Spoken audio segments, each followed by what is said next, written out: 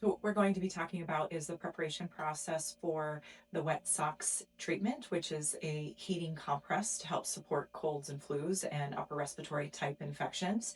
So what you'll see is you'll have two pairs of socks. One should be a nice wool sock that's going to be a little bit larger than your underlying sock.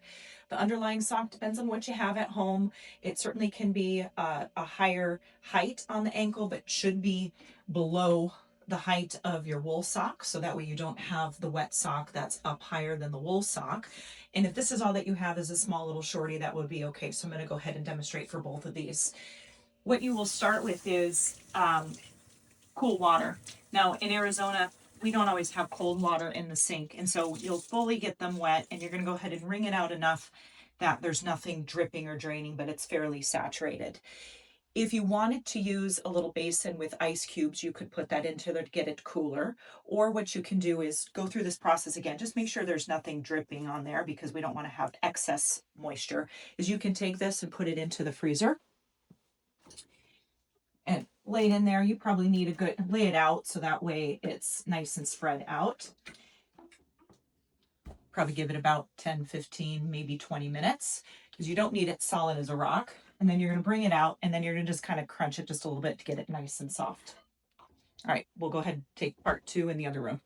All right, so I have my model here that is going to demonstrate what it is that we're doing. So we just pulled our cold sock out of the freezer or out of your ice basin. We're going to go ahead and model on both feet here. So Chelsea, if you could go ahead and put these on, and tends to be quite chilly. This process is always the part that, especially when I'm feeling a little feverish or unwell, that I'm like, oh, you got the cold sock that's going on there. When we're at home, what I would typically do prior to putting this sock on is actually take a nice warm Epsom salt bath so that I've warmed my core up. If I didn't have access to a full bathtub, I would do a little basin with warm water just to at least warm up the feet. Okay, so now let's go ahead and put that sock over the top. And so we want to make sure that it comes all the way up over the top of that wet sock. And this is going to start the heating process. So there you go for that one. So see how that comes up above, and we don't have any of the wet sock that's available to the outside because we're now going to go and tuck into bed. The purpose of this is to increase the overall circulation throughout the body, so it impacts the vasodilatory process of the vessels. It's going to move that blood. It's going to move that lymph through the system. So when we've got congestion in this area, it helps pull some of the increased volume of congested material here, and it's going to warm up the body. So go ahead and let's get you tucked in, because you would then be underneath that warm blanket, and you might have some nice flannel pajamas that you would be in, because the point is you're going to start the warming process. And so we'll show you here. We've got Chelsea all nice and tucked in, and at this point in time we wouldn't be getting up anymore. We wouldn't be doing other tasks, etc. And the intention is the lights go out and you go to sleep.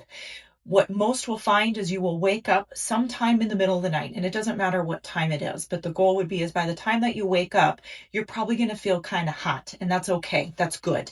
You would then just quietly, where's your little foot at? You'd slip these little socks off.